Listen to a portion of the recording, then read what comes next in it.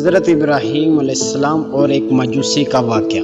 حضرت ابراہیم علیہ السلام کی عادت مبارکہ تھی کہ رات کا کھانا کبھی اکیلے نہیں کھاتے تھے، کسی نہ کسی کو ضرور مدعو فرما کر کھانا نوش فرماتے تھے۔ ایک رات حسب عادت آپ کسی مہمان کا انتظار کر رہے تھے، کسی نے دروازے پر دستک دی۔ آپ نے دروازہ کھولا تو دیکھا وہاں ایک 80 سال کا بوڑھا تھا۔ اس نے کہا کہ مجھے کچھ کھانے کو دے دو، مجھے بے حد بھوک لگی ہے۔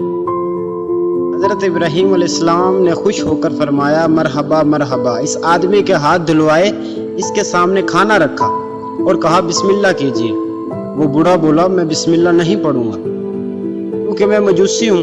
حضرت ابراہیم علیہ السلام نے غصے میں آ کر کہا، کھڑے ہو جاؤ، میں مجوسی کے ساتھ کھانا کھانا پسند نہیں کرتا۔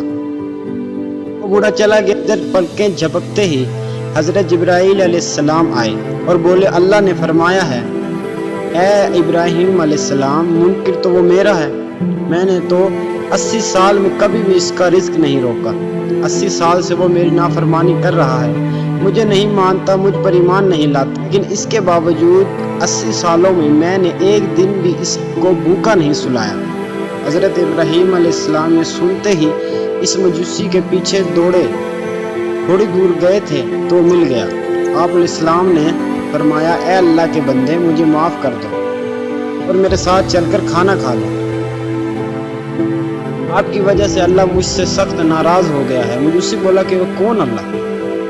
آپ علیہ السلام نے فرمایا، وہ ذات جس نے ساری کائنات کو پیدا کیا ہے، اللہ وہ ہے جس نے ہر شے کو تخلیق کیا ہے، خوبصورت شکل میں ڈھالا ہے، اللہ وہ ہے جو تمام مخلوقات کو رزق دیتا ہے، جس نے تجھے اور مجھے اب تک زندہ رکھا ہوا ہے۔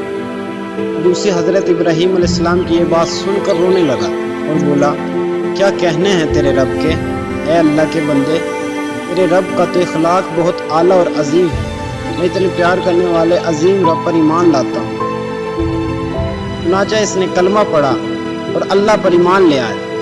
عزیز دوستو، ہمیں نفرت گنہگار سے نہیں بلکہ اس کے گناہ سے کرنا چاہیے۔ کوئی بھی انسان کسی گناہ میں مبتلا ہو، ہمیں اس سے نفرت نہیں کرنی چاہیے بلکہ اس کے لیے ہدایت کی دعا کرنی چاہیے۔ اللہ ہم سب کو سمجھنے اور نیک اعمال کرنے کی توفیق عطا فرمائے، آمین یا رب العالمین۔